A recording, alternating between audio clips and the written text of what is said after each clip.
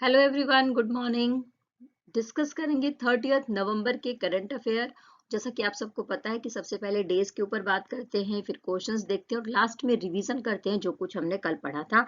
तो चलिए स्टार्ट करते हैं। मैं नंदिनी सिंह और आप सबका स्वागत करती हूँ अपने channel wifi study with Nandini में, जहाँ पर हम डेली करंट अफेयर की क्लास लेकर आते हैं। तो आइए सबसे पहले हम डेज के ऊपर चर्चा करते हैं और टेलीग्राम के लिंक पर इंग्लिश और हिंदी दोनों लैंग्वेजेस में जो हमारा कंटेंट है वो उपस्थित है, तो आप पढ़ सकते हैं, देख सकते हैं, नोट्स भी बना सकते हैं। तो सबसे पहले रासायनिक युद्ध के सभी पीड़ितों के लिए स्मरण दिवस कब मनाया जाता है? तो 30 नवंबर को मनाया जाता है और सबसे पहले इसको 2005 में मनाया गया था।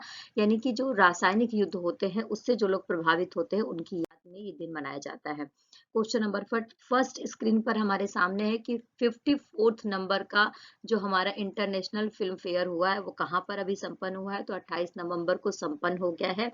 20 नवंबर से लेकर, जैसा कि मैंने आपको बताया था, 28 नवंबर तक चला है गोवा के पणजी में, है ना। तो समापन हो गया है और इसमें गोल्डन पिकॉक पुरस्कार किसको दिया गया है? उस फिल्म का नाम यहाँ पर पूछा जा रहा है। तो इस फिल्म का नाम है एंडलेस बॉर्डर्स। क्या नाम है? Endless borders. ओके।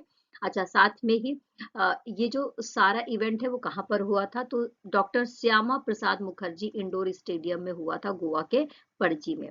साथ में ही माइकल डगलस को सत्यजीत रे लाइफ टाइम अचीवमेंट अवार्ड भी दिया गया है। ओके। और ये सारी लिस्टिंग है कि किस मूवी को क्या दिया गया है। तो गोल्डन पिकॉक सर्वश्रेष्ठ फिल्म कौन सी है? तो एंडलेस बॉर्डर।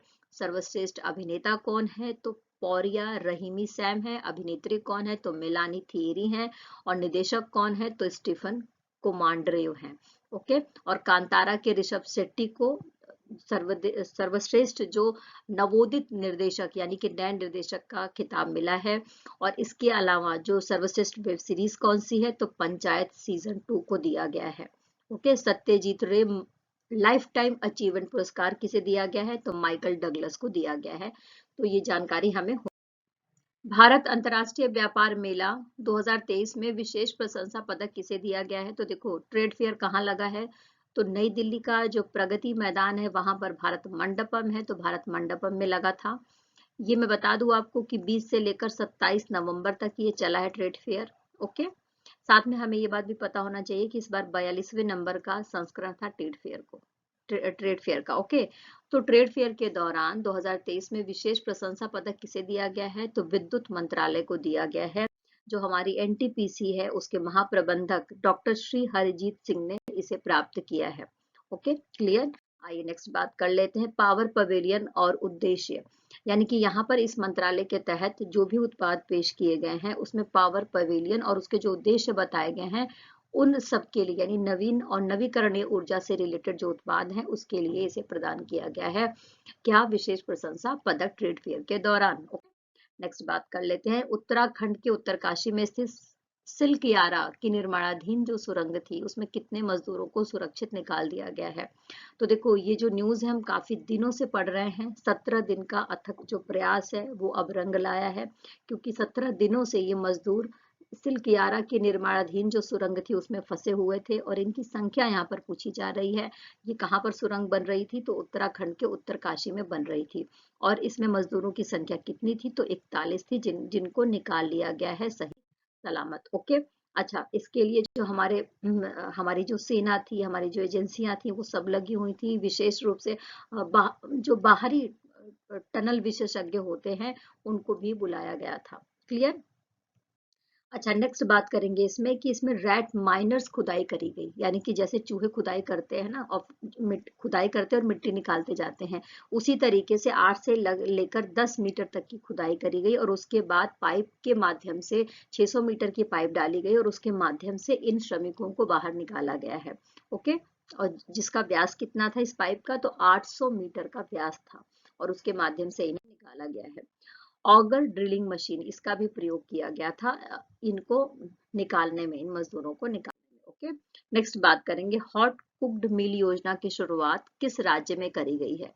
तो देखो, जो हॉट कुक्ड मिल योजना है ये उत्तर प्रदेश की योजना थी और ये बंद कर दी गई थी और इसको दोबारा से अब स्टार्ट किया गया है उत्तर प्रदेश में।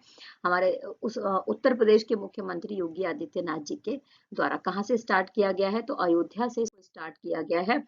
और अयोध्या के जो आंगनबाड़ी केंद्र है वहां पर वहां पर जो बच्चे थे उनको पका हुआ गर्म खाना पेश किया गया और उसके बाद अब इस योजना के तहत जो उत्तर प्रदेश की गवर्नमेंट है वो 403 करोड़ रुपए खर्च करेगी। और इसके अलावा उत्तर प्रदेश के जो 35 डिस्ट्रिक्ट हैं और साथ में 3,401 आंगनबाड़ी केंद्र हैं, वहां पर 3 से लेकर 6 साल तक की उम्र के बच्चों के लिए ये योजना लेकर आई गई है। तो याद रखेंगे कि 3 से 6 साल तक की उम्र के बच्चों के लिए ये योजना है।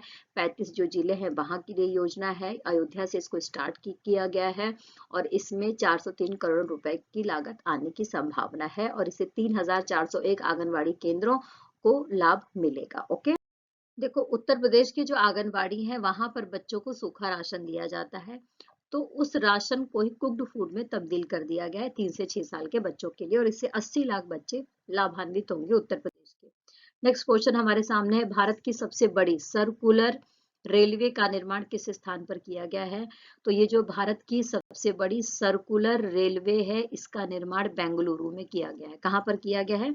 तो बेंगलुरु में किया गया है। इस बात को ध्यान में रख लेंगे। और भारत की सबसे बड़ी सर्कुलर रेलवे लाइन है, इसको जरूर याद रख लेना। इसकी लंबाई कितनी है?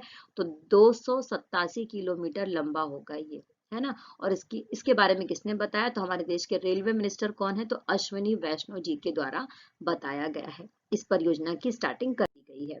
नेक्स्ट बात करेंगे, भारत और अमेरिका के द्वारा संयुक्त रूप से उपग्रह को लॉन्च किया गया है, उसका नाम पूछा जा रहा है, किया जाएगा। ओके, भारत और अमेरिका के द्वारा संयुक्त रूप से किस उपग्रह को लॉन्च किया जाएगा यहाँ पर पूछा जा रहा है। तो उसका नाम है निसार। क्या नाम है? Nisar. NASA ISRO synthetic aperture radar. NASA ISRO synthetic aperture radar इसका पूरा नाम है, याद रख लेंगे। ओके, नेक्स्ट बात करेंगे, ग्राम पंचायत बैंकिंग के लिए एएमए बैंक का अनावरण किस राज्य में किया गया है? तो देखो, ग्राम पंचायत बैंकिंग के लिए किया गया है, सबसे पहले याद रख लेंगे। तो ये काम किया है उड़ीसा ने। किसने करा है? उड़ीसा।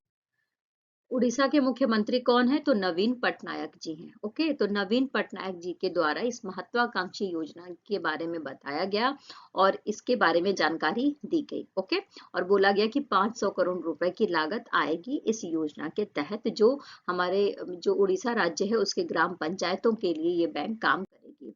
नेक्स्ट बात करेंगे, 3D प्रिंटेड इंजन का फ्लाइट टेस्ट किस स्पेस टेक स्टार्टअप के द्वारा किया गया है? तो सबसे पहले याद रखेंगे कि ये स्पेस टेक स्टार्टअप है और इसके द्वारा 3D प्रिंटेड इंजन का फ्लाइट टेस्ट किया गया है। इसका नाम क्या है? इस स्टार्टअप का नाम यहाँ पर पूछा जा रहा है, तो इसका नाम है अग्निकुल। क्या नाम है? अग्निकुल। इस बात को ध्यान में रख लेंगे। नेक्स्ट बात करेंगे, टाटा ऑटो कॉर्प्स ने पुणे लैंड पार्सल कितने मूल्य पर बेचा है? तो टाटा ऑटो कॉर्प ने पुणे लैंड पार्सल को 134 करोड़ रुपए में बेचा है। 134 करोड़ रुपए में बेचा है, ध्यान रख लेंगे इस बात को। आइए नेक्स्ट बात करते हैं, भारत बायोटेक ने किस विश्वविद्यालय से टीका अनुसंधान सहयोग हेतु समझौता किया है?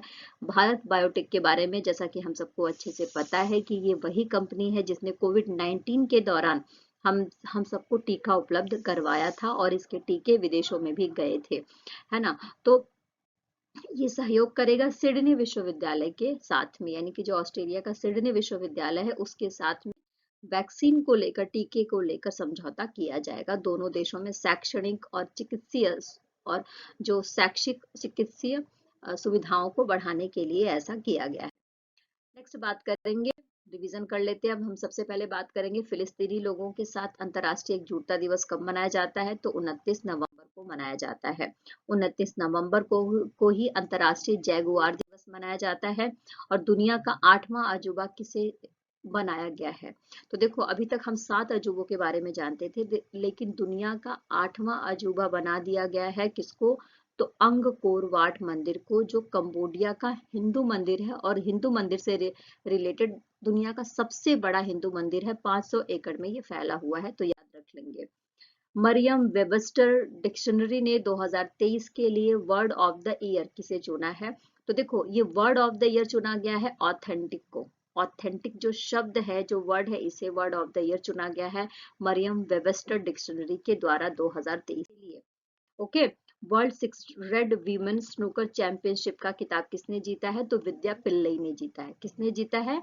तो विद्या पिल्लई ने जीता है। इनका नाम याद रख लेंगे। भारतीय मूल के किस ऑस्ट्रेलियाई पूर्व सांसद ने सीनेट सीट जीत ली है? तो ऑस्ट्रेलियाई पूर्व सांसद हैं, साथ में ही हम भारतीय मूल के हैं, इसको भी याद रख लेंगे। इनका नाम है दवेश शर्मा। क्या नाम है? दवेश शर्मा। एचडीएफसी बैंक ने किसे अपना निदेशक नियुक्त किया है? तो स्क्रीन पर जिसे आप देख रहे हैं इनका नाम है हर्ष कुमार भानवाला। तो हर्ष कुमार भानवाला को एचडीएफसी बैंक ने अपना डायरेक्टर नियुक्त करा है। Abu Dhabi grand prix formula 1 में किसने जीत हासिल करी है? तो देखो 22 फार्मूला 1 रेसेस हुई हैं, जिसमें से 19 जो रेसेस हैं वो मैक्स वेरस्टेपेन के द्वारा जीते गए हैं। तो Abu Dhabi grand prix formula 1 भी किसने जीत लिया है? तो मैक्स वेरस्टेपेन ने जीत लिया है। नेक्स्ट बात करेंगे फिनो पेमेंट्स बैंक के अध्यक्ष कौन है? तो इनका नाम है रजत कुमार जैन। तो रजत कुमार जैन कौन है? फिनो पेमेंट्स बैंक के अध्यक्ष को चुना गया। आयुष्मान भारत स्वास्थ्य और कल्याण केंद्रों का क्या नाम रखा गया है? तो आयुष्मान भारत स्वास्थ्य और कल्याण केंद्रों का नाम रख दिया गया है आयुष्मान आरोग्य मंदिर। ओके। और आयुष्मान भारत स्वास्थ्य और कल्याण केंद्र कब स्थापित किए जाने स्टार्ट हो गए थे? तो 2018 में स्टार्ट इसको किया गया था। ओके। इसके पीछे का मोटिव क्या था? मोटिव ये था कि जो गरीब लोग हैं उनको ज्यादा से ज्यादा चिकित्सीय सुविधाएं प्रदान किया जाए, उनका बीमा किया जाए, और दूसरे फेज में लगभग 5 लाख रुपए का बीमा कराया जाएगा, चिकित्सीय बीमा कराया जाएगा जो लोग गरीब हैं, है ना, आयुष्मान योजना के तहत। नेक्स्ट बात करेंगे हम स्टॉक मार्केट का नियम बदलकर क्या शुरू करने की योजना है? तो स्टॉक मार्केट का नियम बदल जाएगा और इसके बाद क्या शुरू किया गया है? तो ये सेबी के द्वारा शुरू किया गया, इस बात को ध्यान में रख लेंगे, same day trade settlement. SEBI ने बोला कि स्टॉक मार्केट का नियम बदलकर सेम डे ट्रेड सेटलमेंट की जो योजना है उसको लेकर आया जाएगा। इटली ने किसे हराकर डेविस कप में जीत हासिल करी है? तो सबसे पहले मैं आपको बता दूं कि इटली ने ऑस्ट्रेलिया को हराया है और उसके बाद डेविस कप जीत लिया है। 47 सालों के बाद और इटली ने ऑस्ट्रेलिया को हराकर डेविस कप जीता है, इस बात को भी ध्यान में रखेंगे। सबसे ज्यादा डेविस कप किसके द्वारा जीता गया है? तो संयुक्त राज्य अमेरिका के द्वारा जीता गया है, लगभग 36 बार। ऑस्ट्रेलिया के द्वारा लगभग 22 बार डेविस कप जीता गया है, ये बात ध्यान में रख लेंगे। ओके। तो ऑस्ट्रेलिया को हराकर इटली ने खिताब जीता है। अल्टीमेट खो खो सीजन 2 की मेजबानी किसके द्वारा किया जाएगा? तो उड़ीसा के द्वारा किया जाएगा, 24 दिसंबर से जो स्टार्ट होने वाला है। धनलक्ष्मी बोर्ड के निदेशक थे, इनका निधन हो गया है। धनलक्ष्मी बैंक कहाँ पर है? तो केरला में है। तो इस बोर्ड के निदेशक यानी डायरेक्टर थे, इनका निधन हो गया। इनका नाम पूछा जा रहा है, तो ये है सी के गोपीनाथन। क्या है ये? सी के गोपीनाथन इनका नाम है, याद रख लेंगे। तो इस सेशन में इतना ही, फिर कल मिलेंगे नए न्यूज के साथ में। तब तक के लिए टेक केयर, बाय बाय। खूब खुश रहना है, मेहनत करते रहना है, जीवन में आगे बढ़ते रहना है, मेरे चैनल पर बने रहना है, लाइक शेयर और सब्सक्राइब भी करते रहना है। Take care, bye bye. और जो आप पे भरोसा करे उसके साथ हमेशा बने रहना है। Take care, bye bye.